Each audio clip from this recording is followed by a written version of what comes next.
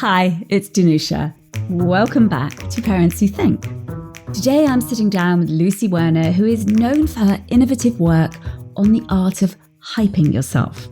And Lucy is a dynamic PR expert and author of Hype Yourself and Brand Yourself. She shares insider PR tips, actionable advice, and inspiring stories to help elevate anyone who wants to be visible.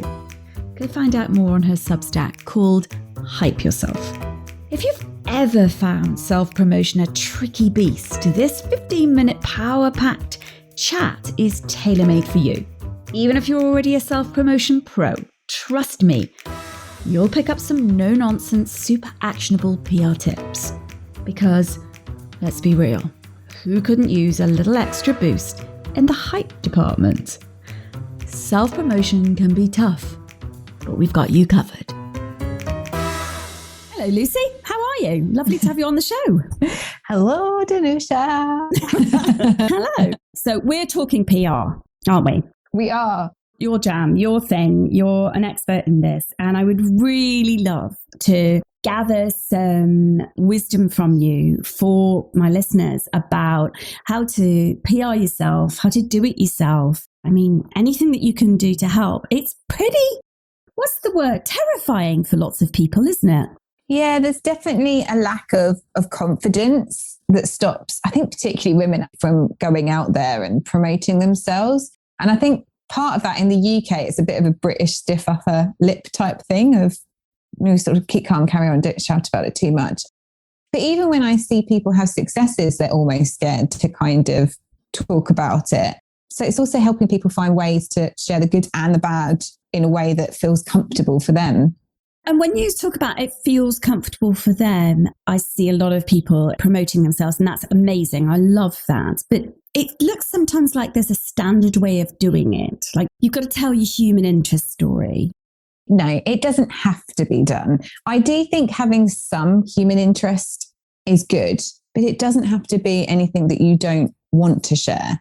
For some small business owners or even large business owners, there was a reason that they took that job or they do the work that they do that they want to use to inspire other people. And in that instance, if they want to share it, it can be a really powerful tool in their artillery. For a lot of people, they'll be like, they might be either, I don't really have a human interest story. I don't know what I should be sharing. Or they have things that are happening in their personal life, which could be live right now, which they're not in a position to be talking about, and they think they might regret it later. So in both those instances, I always say that your personal brand and your human interest, it's showing a bit of ankle. It's not showing your whole body and everything that's going on. Yeah, I like that a lot, Lucy. And another way to think about it is think of it like a magazine, and you have like your news section up front and then your features. And at the end, there's always the softer bits like the horoscope or the recipe pages. So I always sort of say to people, what's your equivalent? Would you share a recipe with your audience? Or is it a favorite track that you like working to? Or is there a film that really inspires you, or a podcast you've been listening to? So there's sort of other ways you can bring your personality to life without showing your complete private self.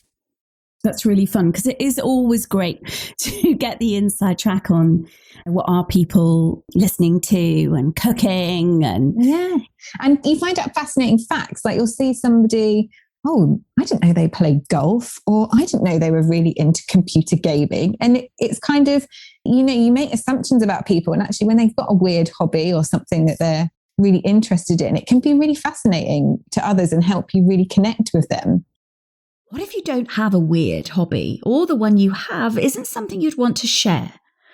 I'm talking to you, Bill, in Skegness, with your secret marmalade jar collection of cut toenails you started hiding in your shed in 2015. It's weird, but is it going to enhance your startup SEO agency? I asked Lucy. What would you say to people who say, oh, there's nothing interesting about me, Lucy? Well, that's just not true. It's not true about anybody. And normally, if you can ask them the right questions, you can start to pull that information out. I think for a lot of people, they're not asking themselves the right questions as to what would make them interesting. What are a couple of the right questions to ask? I quite often ask people what it is that made them start doing what they are doing. And everybody has a story around that, whether they fell into it or whether it was a purposeful journey.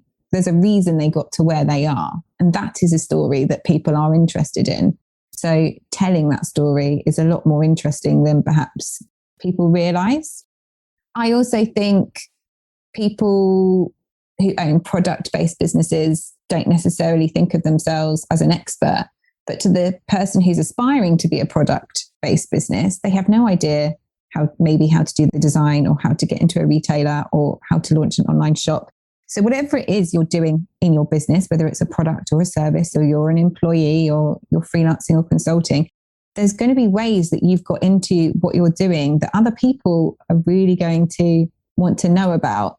So maybe it's almost asking yourself, what do I wish I knew about the industry now? Like, what do I wish I knew like 10 years ago or 5 years ago or a year ago? Because you will personally have got so many lessons in your own journey. So it's just sort of reassessing yourself really, and not disregarding everything that you've done and being kinder to yourself. Oh, music to my ears. Yes. Being kinder, softer, compassionate. Yeah. Nice. We're so mean to ourselves. So many of us shit talk to ourselves. We're not good at sort of self-hype. And I think also when I talk about like hype yourself, I don't mean like be really aggressive and assertive and disregard other people and suck all the energy out of the room. I still think there's a way you can promote what you're doing with humility, which will help other people.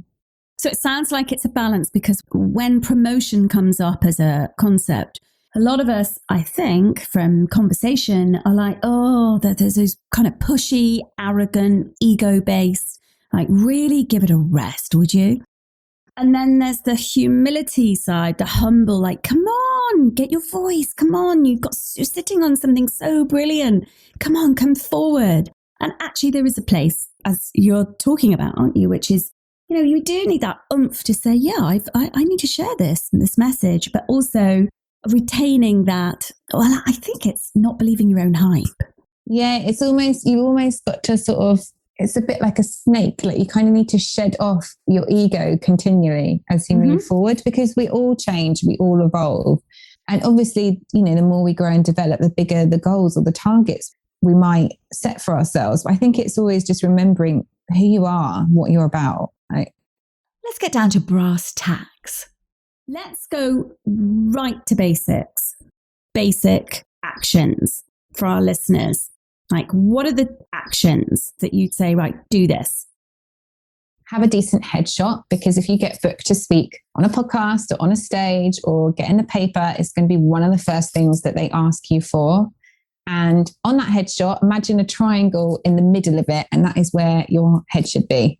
Actually get a landscape version of a portrait headshot, because that can often then dominate the section of the newspaper or put you at the top of an online article, because we obviously all read in landscape.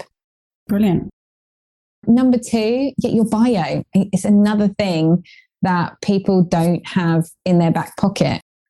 So having a good sort of paragraph, 150 words, being able to just speak in less than sort of 60 seconds or 2 minutes of an introduction of ourselves is a really good thing to practice. Yes, exactly. I really like what you say about the shedding. And it also makes me think of another question, which is when we've had some PR about ourselves, what do we do next? Because things can get cast in stone. Yeah.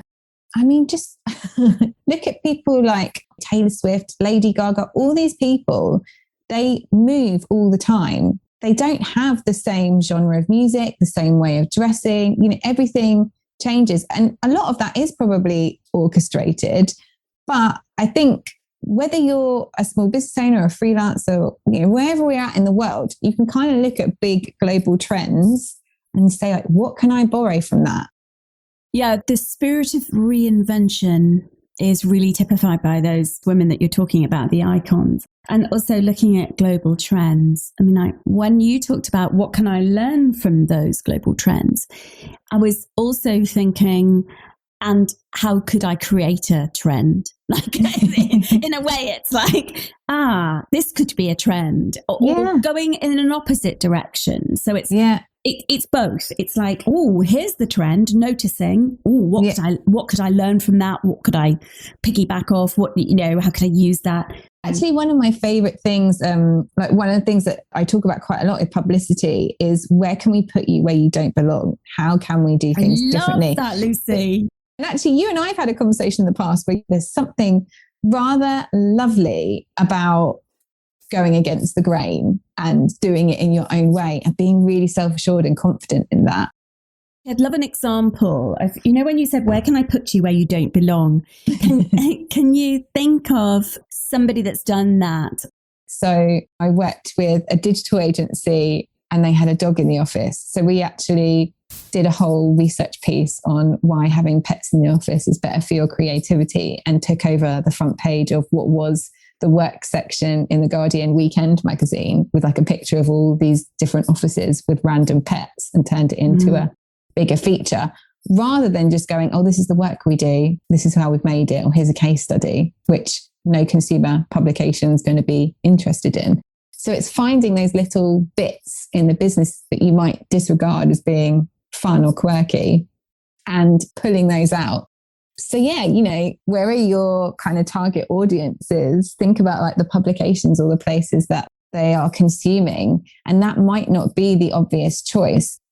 Yeah, it's having that vision inside of yourself to let go of the kind of ordinary, well-worn strategies that everyone's doing. And I think it's not thinking, where's everybody else in my industry playing and where are they getting coverage, and where are they speaking, but actually thinking about who your real core audience is. Who do you really want to be speaking to, and where are they?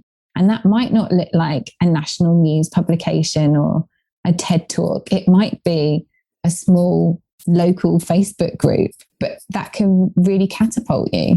So I think knowing your business objectives, knowing which platforms really suit you, your strengths, what are you about? What do you enjoy? And really retaining the core of the essence of yourself. And isn't that the heart of hyping yourself? Being you. I loved having Lucy on the show. Thank you for having me. I told you she's a badass, didn't I? What I especially adore is her no-nonsense approach to PR. My fave question is this one. Where can I put you where you don't belong? And if you're wondering that about yourself, maybe it's this.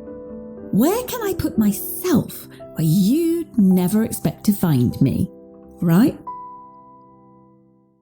You can find more episodes of Parents Who Think wherever you listen to shows. Keep on thinking, and I'll see you next time, folks. Take care of yourself.